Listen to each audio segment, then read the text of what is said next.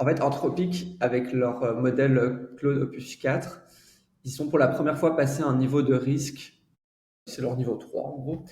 Et ce niveau 3, c'est les risques biologiques qui sont passés. Donc en gros, il y a ce risque qui existe en IA où des gens mal intentionnés pourraient utiliser des modèles d'IA pour les aider à construire des armes biologiques et des armes chimiques.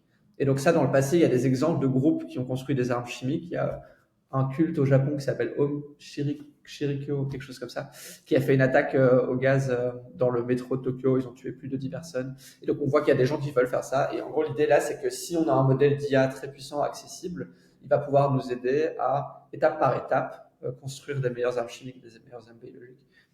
Euh, et donc là, le dernier modèle d'Anthropic a passé le niveau 3 qui dit que le modèle peut significativement aider des novices à créer des armes biologiques. Et donc des novices ici, c'est n'importe qui a un bachelor en bio. En gros. Donc ça fait beaucoup, beaucoup de gens.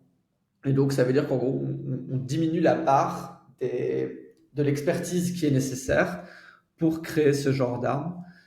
Et du coup, on arrive dans un domaine où on a un peu une irréversibilité. Donc si on va aller open sourcer un modèle comme ça, par exemple, on a ce modèle-là qui existe dans le monde et qui existera pour toujours dans le monde, parce qu'il est open source et tout le monde peut le télécharger, et qui va permettre à des dizaines de millions de personnes de créer une arme biologique, alors qu'il y a 2 ans, ça, c'était pas possible.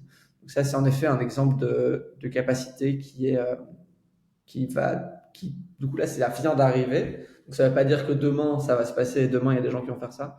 Mais on arrive dans des domaines d'irréversibilité où on met des capacités très puissantes dans le monde qui pourraient potentiellement avoir un impact négatif très grand.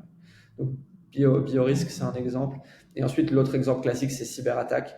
Donc, des groupes de cyberattaque utilisent déjà fort les IA dans leur pipeline de cyberattaque. En gros, donc, il y a des rapports d'OpenAI, notamment très réguliers, qui montrent qu'il y a des groupes affiliés à des États, genre la Chine, la Corée du Nord, qui utilisent régulièrement ChatGPT dans leur pipeline d'attaque. Et là, forcément, plus les IA vont être fortes en code, plus les IA vont être meilleures que les meilleurs programmeurs humains.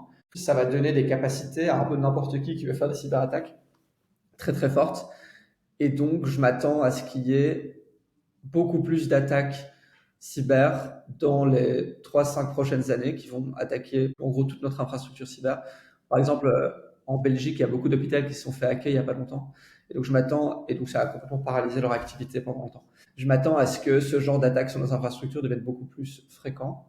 Et donc là, il y a un peu la question de la balance attaque et défense.